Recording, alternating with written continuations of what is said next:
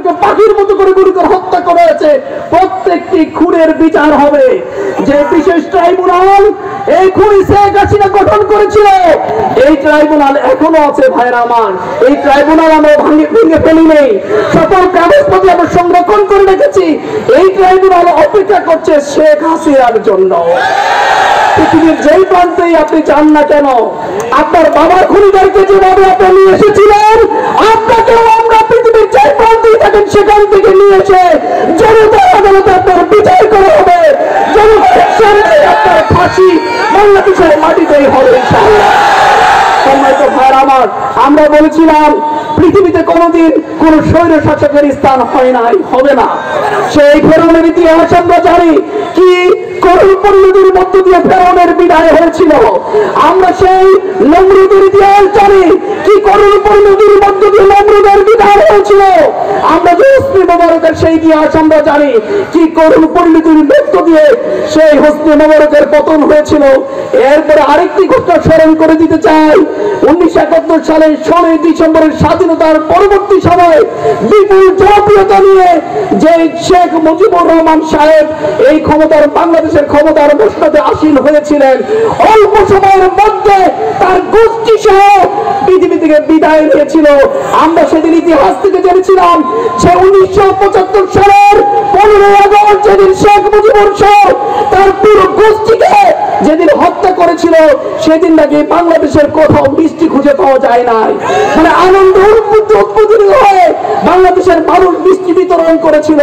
আজকে 50 বছর পরে এসে সেই ইতিহাস প্রত্যক্ষ দেখার সুযোগ হয়েছে ঢাকার ময়দানে।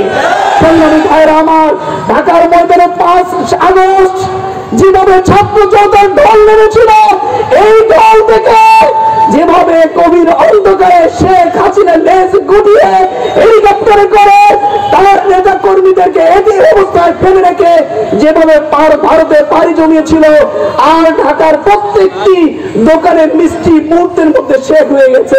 আনন্দের মিষ্টি বিতরণ করে তারা আনন্দ উল্লাস করেছে।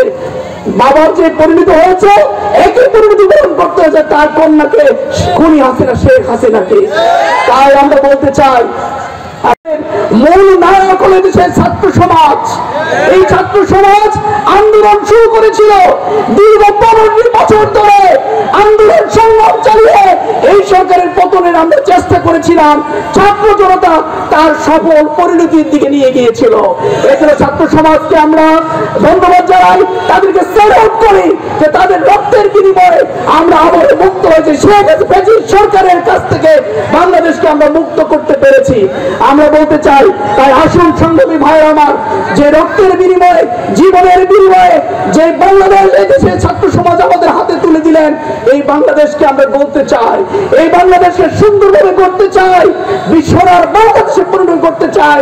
আমরা এমন কোনো আচরণ করব না, এমন কোনো অ্যাক্টিভিটিস আমরা প্রদর্শন করব না যেন মানুষ বোঝে যে আগের সরকারই তো ভালো ছিল। আমরা অত্যন্ত দুঃখজনক হলো সত্য যে 5 আগস্টের পরবর্তী সময়ে আমরা লক্ষ্য করেছি, আমরা জানতে পেরেছি যে এখানে যারা মানে এই 5 আগস্টের অভ্যুত্থানের পরে এখানে লুটপাট হয়েছে, এখানে জোর দখল হয়েছে, বাড়িতে বাড়িতে হামলা হয়েছে। আমরা এটার নিন্দা জানাই এবং বলতে চাই এই কাজটি আর করা যাবে না। কাঁধে কাঁধ মিলিয়ে আমরা এই বাংলাদেশকে করতে চাই, আমাদের এই প্রিয় বেগুনবাড়ি ইউনিয়নকে করতে চাই। আমি আবারও বলছি, এই বেগুনবাড়ি ইউনিয়ন হলো ইসলামের ঘাঁটি, যাকে দ্বিতীয় মদিনা বলা হয়। আমরা এই দ্বিতীয় মদিনাকে আমরা সম্পদ রাখবো, ইসলামের ঘাঁটিতে অক্ষুণ্ণ রাখবো ইনশাআল্লাহ। এই জন্য আজকের অনুষ্ঠানে আপনার দূর দূরান্ত থেকে এসেছেন, আজকে এই অনুষ্ঠানে আসার জন্য আপনাদের আন্তরিকভাবে ধন্যবাদ জানাচ্ছি। প্রিন্ট এবং ইলেকট্রনিক্স মিডিয়াকে ধন্যবাদ জানাচ্ছি। বিশেষ করে আমার মা বোনেরা যারা এখানে উপস্থিত হয়েছেন তাদেরকে বিশেষভাবে ধন্যবাদ জানাচ্ছি আজকের এই অনুষ্ঠানে আসার জন্য। সবাইকে আন্তরিক ধন্যবাদ জানিয়ে আবার দেখা হবে। বাংলাদেশ জিন্দাবাদ, বাংলাদেশ।